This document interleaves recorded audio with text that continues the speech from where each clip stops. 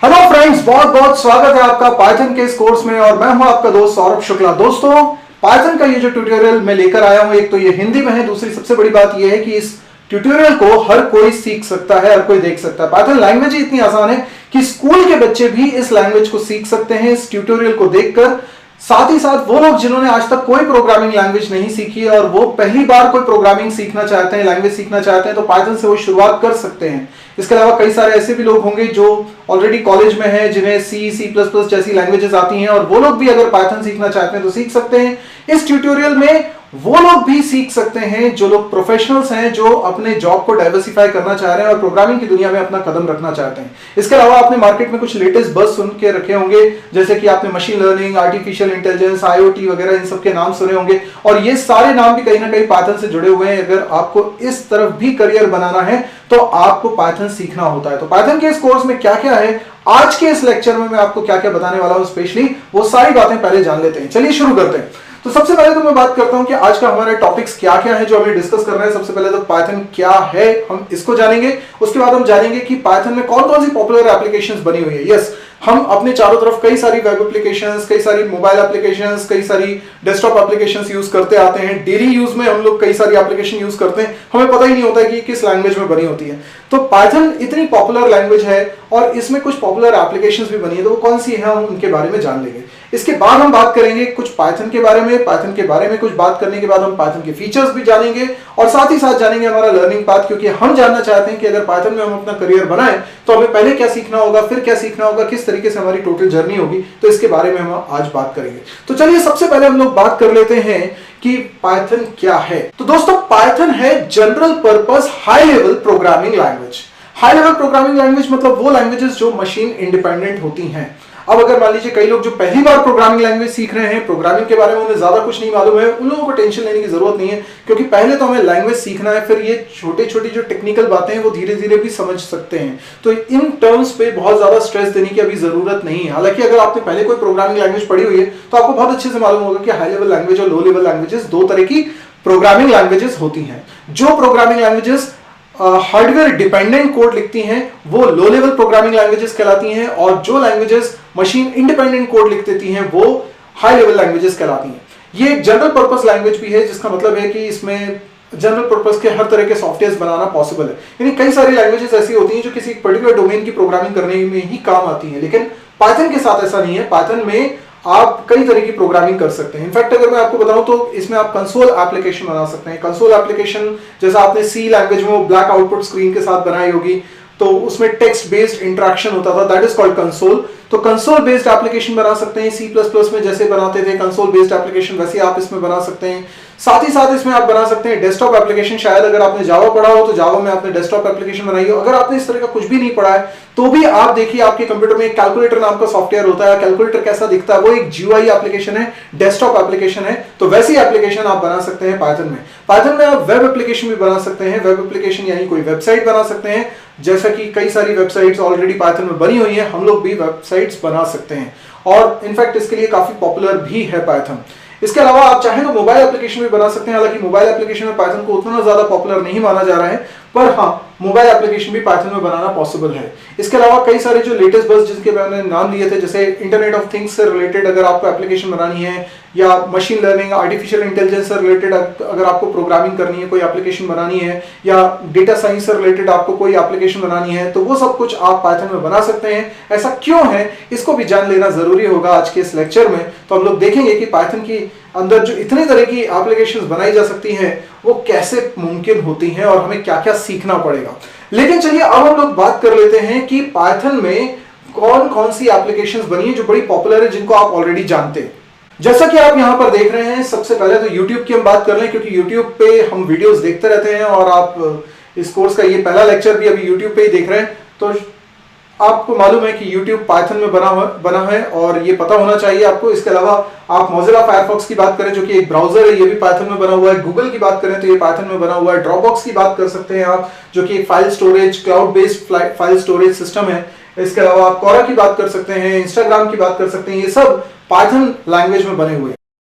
अगर आप लोग गिटहब पर नजर डालें, गिटहब पे ओपन सोर्स प्रोजेक्ट्स चलते हैं, जो कि ऑनलाइन कई सारे प्रोग्रामर्स के साथ कोलैबोरेटिवली बनाए जाते हैं और उसमें सबसे ज्यादा जो प्रोजेक्ट्स किए जा रहे हैं वो जावास्क्रिप्ट पे किए जा रहे हैं और सेकंड नंबर पे सबसे ज्यादा जो प्रोजेक्ट्स हो रहे हैं वो पाइथन में हो रहे हैं। इससे पता चल रहा है कि कितनी ज्यादा पॉपुलर लैंग्वेज है पाइथन।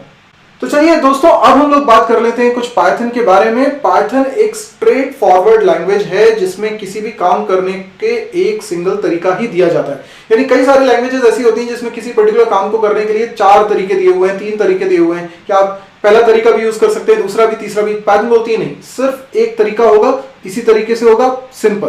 तो ये एक अच्छी बात भी है। साथ में इसके सिंटैक्सेस इतने सिंपल हैं, इसके सिमेंटिक्स इतने सिंपल हैं कि कोई भी स्कूल का बच्चा छोटी क्लास में भी जो पढ़ता है वो भी पाइथन लैंग्वेज को बहुत आसानी से सीख सकता है। इसके अलावा हम बात करें, पाइथन भी केस सेंसिटिव लैंग्वेज है। अगर आप लोगों ने इसके पहले C++ पढ़ी है तो वो भी केस सेंसिटिव लैंग्वेज थी। मैं बता दूं केस सेंसिटिव लैंग्वेज का मतलब क्या होता है कि आप कैपिटल लेटर और स्मॉल लेटर में डिफरेंस करेंगे। यानी अगर आप कोई शब्द अपने लैंग्वेज में कोडिंग करते वक्त लिख रहे हैं और उसकी स्पेलिंग स्मॉल लेटर्स में लिखी हुई है तो उसको एक डिफरेंट शब्द माना जाएगा, और कैपिटल लेटर में लिख रहे हैं तो उसको एक डिफरेंट शब्द माना जाएगा। तो ये एक केस सेंसिटिव लैंग्वेज है। इसके अलावा आपने सुना होगा ऑब्जेक्ट ओरिएंटेड प्रोग्रामिंग लैंग्वेज, जैसे कि C++ और जावा की हम बात करें तो वो ऑब्जेक्ट ओरिएंटेड प्रोग्रामिंग लैंग्वेज है। पाइथन भी ऑब्जेक्ट ओरिएंटेड प्रोग्रामिंग लैंग्वेज है। इनफैक्ट पाइथन में हर एक वेरिएबल एक ऑब्जेक्ट ही होता है। कई सारी लैंग्वेजेस होती हैं जो स्टैटिकली टाइप लैंग्वेज होती हैं और कुछ लैंग्वेजेस ऐसी भी होती हैं जो डायनेमिकली टाइप लैंग्वेजेस होती हैं। अब इसका क्या मतलब हुआ? जैसे C++, जावा जैसी लैंग्वेजेस हैं, ये स्टैटिकली टाइप्ड लैंग्वेजेस हैं। इसका मतलब ये है कि इसमें वेरिएबल और एक्सप्रेशन का टाइप, डेटा टाइप, वो कंपाइल टाइम पे डिसाइड हो जाता था, पहले डिसाइड हो जाता था, रन होने के पहले डिसाइड हो जाता था और रन होते वक्त उसमें कोई चेंजेस नहीं किए जा सकते थे। इसलिए आपको वेरिएबल्स का पहले डिक्लेरेशन करना पड़ता था या कंपाइल टाइम पे ही एक्सप्रेशन का टाइप इवैल्यूएट कर लिया जाता था। ये सारी चीजें होती थी। लेकिन पाइथन की कहानी थोड़ी अलग है। पाइथन में कंपाइलर नहीं होता, यहाँ इंटरप्रेटर होता है और यहाँ पे डायनेमिकली सब कुछ डिसाइड होता है। यानी आपको किसी भी वेरिएबल को पहले डिक्लेयर नहीं करना पड़ता है। जैसे सी लैंग्वेज में आप लिखते हैं इंट एक्स और उसके बाद ही आप एक्स को यूज कर सकते हैं। पाइथन में ऐसा नहीं होता।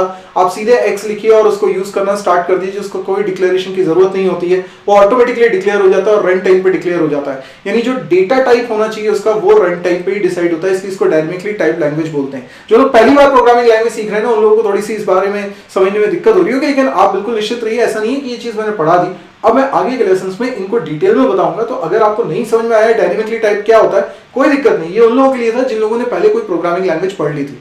अब जिन्होंने नहीं पढ़ी उन लोगों के लिए तो ये चीजें बहुत आराम से डिटेल में आने वाली है। चलिए अगली बात हम लोग करते हैं कि ये जो पाइथन का कोर्स हम लोग करने वाले हैं, ये जो ट्यूटोरियल हम करने वाले हैं, ये पाइथन का कोर्स पाइथन 3 वर्जन है। यानी पाइथन के अभी तक 3 वर्जन आ चुके हैं, पाइथन 1, पाइथन 2, पाइथन 3, और जो हम लोग कोर्स करने वाले हैं ये लेटेस्ट है, पाइथन 3 है और पाइथन 3 ही फ्यूचर है। तो दोस्तों पाइथन 2 अगर आप सीखना चाहते हैं तो आप उसके लिए थोड़ा लेट हो चुके हैं। मेरे ख्याल से अब वो जनरेशन नहीं है जिसको पाइथन 2 सीखना चाहिए, अब वो पुरानी चीज हो चुकी है। अब आप लोग पाइथन 3 यूज करिए क्योंकि यही फ्यूचर है। आपने नोटिस किया होगा, अगर आपने इससे पहले कोई प्रोग्रामिंग लैंग्वेज पढ़ी हुई है तो जैसे कि सी लैंग्वेज में, C++ लैंग्वेज में या जावा लैंग्वेज में भी कर्ली ब्रैकेट्स का बहुत यूज होता था। हम जब ब्लॉक बनाते थे, चाहे वो इफ का ब्लॉक हो, व्हाइल का ब्लॉक हो, स्विच का ब्लॉक हो, हम लोग कर्ली ब्रैकेट से बॉडी बनाते थे। वैसा यहाँ कॉन्सेप्ट नहीं है। यहाँ पे कोई कर्ली ब्रैकेट से ब्लॉक नहीं बनता, बल्कि यहाँ पे इंडेंटेशन यूज किए जाते हैं। यानी आप व्हाइट स्पेसेस देते हैं, आप अलाइनमेंट का ध्यान रखते हैं कि कितना इंडेंटेशन आपने दिया है। अगर 4 स्पेस का इंडेंटेशन आपने दिया हुआ है तो नीचे भी आपको उसको एंड करते वक्त 4 स्पेस का इंडेंटेशन देना है। ये चीज हम आगे सिंटेक्स को समझते वक्त, प्रोग्रामिंग करते वक्त भी समझेंगे। लेकिन इस तरीके से यहाँ पर कर्ली ब्रैकेट को रिमूव कर दिया गया और इंडेंटेशन को यूज किया जाता है। इससे बहुत क्लियर कट प्रोग्रामिंग बनती है, क्लमजी कोड नहीं होता है। कोड बहुत बड़ा भी होगा तो उसको देखकर पढ़ना बहुत आसान हो जाता है। यानी कोड बहुत सुंदर दिखेगा, रीडेबिलिटी उसकी बहुत अच्छी होगी। और जैसा कि अभी मैंने आपको बता ही दिया था कि यहाँ पर वेरिएबल आप बिना डिक्लेयर करे यूज कर सकते हैं। इनफैक्ट ऐसा कोई ऑप्शनल वाला कॉन्सेप्ट नहीं है, आपको वेरिएबल कभी डिक्लेयर करना ही नहीं होता है, वो ऑटोमेटिकली ही डिक्लेयर हो जाते हैं। और दोस्तों जैसे कि मैंने आपको बताया कि ये इंटरप्रेटेड लैंग्वेज है, तो यहाँ पर इंटरप्रेटर होता है। आपको कंपाइलर और इंटरप्रेटर के बारे में अगर डिफरेंस नहीं पता है तो मैंने इसके लिए भी वीडियो बनाया हुआ है, आप उसको चेक कर सकते हैं मेरी वेबसाइट mysearch.com पे। तो कंपाइलर अलग चीज है, इंटरप्रेटर अलग चीज है। हालांकि पाइथन के बहुत सारे वेरिएशंस अवेलेबल हैं, उसके कई सारे इंप्लीमेंटेशंस अवेलेबल हैं। जैसे सी इंप्लीमेंटेशन भी अवेलेबल है जिसको हम सी पाइथन बोलते हैं, जाइथन बोलते हैं जावा इंप्लीमेंटेशन को। तो वहाँ पे कंपाइलर भी होता है, वहाँ पे बाइट कोड भी जनरेट होता है जिसको फिर बाद में रन किया जाता है जस्ट इन टाइप कंपाइलर से या इंटरप्रेटर से। लेकिन ब्रॉडर एस्पेक्ट में अगर मैं बात बोलूँ तो जो पाइथन है उसका इंटरप्रेटर होता है, कंपाइलर नहीं होता। तो अगर हम फीचर्स की बात करें अब पाइथन की, तो पाइथन का जो कोड है वो उसकी रीडेबिलिटी बहुत अच्छी होती है, यानी आप बहुत बड़ा कोड भी लिख रहे हैं तो उसको रीड करके पढ़कर समझना आसान होता है। पाइथन की एक और विशेष बात मैं आपको बताऊं कि पाइथन में मेमोरी मैनेजमेंट ऑटोमेटिकली हो जाता है, यानी कि जो गार्बेज ब्लॉक्स हैं उनकी मेमोरी रिलीज करने की जिम्मेदारी हमारी नहीं है। हम हालांकि यहाँ पर DEL करके एक कीवर्ड होता है जो डिलीट करवा सकता है चीजों को, लेकिन वो एक अलग कॉन्सेप्ट है जो हम आगे समझेंगे। फिलहाल हमें ये समझना है कि यहाँ पे मेमोरी मैनेजमेंट ऑटोमेटिकली हो जाता है। कुछ कुछ वैसे ही आप कॉन्सेप्ट सोच लीजिए जैसा कि जावा में होता है जहाँ पे मेमोरी मैनेजमेंट ऑटोमेटिकली हो जाता है, लेकिन हाँ C++ में मेमोरी मैनेजमेंट ऑटोमेटिकली नहीं होता है। थोड़ी देर पहले हम लोग ऑलरेडी बात कर चुके हैं कि ये डायनेमिकली टाइप लैंग्वेज है, तो यस ये भी एक फीचर है इसका। इसके अलावा हम बात करें तो इसमें एक बहुत बड़ा फीचर ये है कि इसकी लाइब्रेरी बहुत बड़ी है, यानी इसमें प्री डिफाइंड फंक्शंस मॉड्यूल्स का कलेक्शन बहुत ज्यादा है और यही वजह है कि पाइथन बहुत पॉपुलर है। पाइथन लैंग्वेज अपने आप में बहुत छोटी है पर इसकी लाइब्रेरी बहुत बड़ी है और इस लाइब्रेरी को यूज करके इतनी सारे मॉड्यूल्स इसमें पहले से बने हुए हैं कि आप तरह तरह का काम करने के लिए यहाँ पर पहले से फंक्शंस पाते हैं और उनका यूज करके अपना काम कर लेते हैं। तो ये बहुत आसान हो जाता है हमारे लिए पाइथन में प्रोग्रामिंग करना। आपने सुना होगा कि कई सारी प्रोग्रामिंग लैंग्वेजेस हैं जिनका प्रोग्रामिंग पैराडाइम जो होता है प्रोसीजरल ओरिएंटेड होता है या ऑब्जेक्ट ओरिएंटेड होता है और भी कई तरह के पैराडाइम होते हैं। तो ये जो पर्टिकुलर लैंग्वेज है पाइथन, ये मल्टी पैराडाइम प्रोग्रामिंग लैंग्वेज है। यहाँ पर आप प्रोसीजरल प्रोग्रामिंग भी कर सकते हैं, स्ट्रक्चरल प्रोग्रामिंग भी कर सकते हैं, साथ में आप ऑब्जेक्ट ओरिएंटेड प्रोग्रामिंग भी कर सकते हैं। पाइथन का एक और जबरदस्त फीचर मैं आपको बताता हूं कि पाइथन इंटरैक्टिव है, यानी कि ऐसा होता था, अगर आप सी लैंग्वेज से फैमिलियर है तो आपको पता होगा कि अगर आपको हेलो वर्ल्ड का भी एक सिंपल सा प्रोग्राम लिखना होता है तो आपको पहले मेन लिखना होता है, करली ब्रैकेट लगाने होते हैं, उसके अंदर कोडिंग करनी होती है, प्रिंटफ लिखना होता है, उसके बाद करली ब्रैकेट क्लोज करें, प्रॉपरली पूरा सिंटेक्स आपको लिखना होता है। लेकिन यहाँ पर ऐसा नहीं है, यहाँ पे आपको पाइथन शेल मिलता है जहां पे आप कमांड लाइन पे सिंगल लाइन लिख सकते हैं, जिस पर्टिकुलर लाइन को आपको चला के देखना है पाइथन में। जैसे आप प्रिंट करना चाहते हैं हेलो वर्ल्ड तो आप सिर्फ एक लाइन लिखिए प्रिंट करने वाली, आपको कोई मेन नहीं लिखना पड़ेगा, आप डायरेक्टली अकेली उस लाइन को चला के देख सकते हैं। तो ये इंटरैक्टिव शेल आपको प्रोवाइड किया जाता है पाइथन में, जो कि सीखने के लिहाज से बहुत कमाल की बात है। इसके साथ ही पाइथन एक प्लेटफॉर्म इंडिपेंडेंट लैंग्वेज भी है। इसका मतलब ये है कि बहुत सारे अलग अलग ऑपरेटिंग सिस्टम पे पाइथन को आप चला सकते हैं।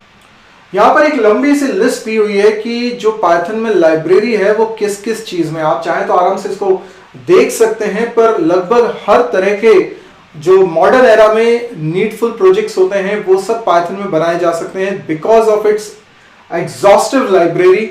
और इसका मतलब ये भी हुआ कि अगर आपको किसी पर्टिकुलर डोमेन के लिए प्रोग्रामिंग करनी है तो आपको उसकी पर्टिकुलर लाइब्रेरी को सीखना होता है कि उसमें कौन कौन से फंक्शंस हैं, क्या क्या तरह के उसमें काम किए जा सकते हैं। चलिए अब बहुत इंपॉर्टेंट स्लाइड आ गई है जहां पर आप लोगों को करियर पाथ की जानकारी दे दूं। यहां पर आप देख सकते हैं कि अगर आपको पाइथन के थ्रू IoT में जाना है या डेटा साइंस में जाना है या फिर आर्टिफिशियल इंटेलिजेंस की हम बात करें, हमें कहीं पर भी जाना है, आपको जो शुरुआत करनी है वो शुरुआत करनी है कोर पाइथन से, पाइथन बेसिक्स से। यानी कुछ भी इसमें से करना है लेकिन सबसे पहले आपको करना पड़ेगा पाइथन बेसिक्स। और ध्यान रखिए जो कोर्स आप देख रहे हैं, जो ट्यूटोरियल आप देख रहे हैं, ये पाइथन बेसिक्स का है, यानी हम कोर पाइथन पढ़ने वाले हैं। कोर पाइथन जब हम पढ़ लेंगे तो मेरा रिकमेंडेशन ये है कि उसके बाद आप या तो पाइथन के थ्रू वेब एप्लीकेशन बनाने के बारे में सोचें या GUI एप्लीकेशन बनाने के बारे में सोचें, इन दोनों में से कोई कोर्स कम से कम एक कर लें, उसके बाद ही आप आगे बढ़े तो थोड़ा सा आपकी फैमिलियरिटी और बढ़ जाएगी। तो ये जो आप अलग अलग चीजें देख रहे हैं ये समझ लीजिए कि अलग अलग कोर्सेज हैं, लेकिन इन सबको करने के लिए सबसे पहली चीज तो आपको करनी पड़ेगी पाइथन बेसिक्स। पाइथन बेसिक्स के बाद आप इनमें से कोई सा भी कर सकते हैं, ऐसा नहीं कि कोई सीक्वेंस है कि पहले इसको करना है फिर इसको करना है फिर इसको करना है। बस नंबर 1 पे कौन है, पाइथन बेसिक, वो आपको जरूर करना है, इस बात का आपको ध्यान रखना है। तो दोस्तों मुझे पूरी उम्मीद है कि आज का जो वीडियो रहा है आपको समझ में आया होगा, लेक्चर समझ में आया होगा। आज जो बातें हमने डिस्कस करी वो बड़ी इंपॉर्टेंट थी। अब आने वाले वीडियोस में हम लोग आगे की चीजें सीखते जाएंगे धीरे धीरे करके। आप मेरे साथ बने रहिए, इस तरह से इन वीडियोस को देखते रहिए, आप पाइथन जरूर सीख जाएंगे। Thank you and good bye.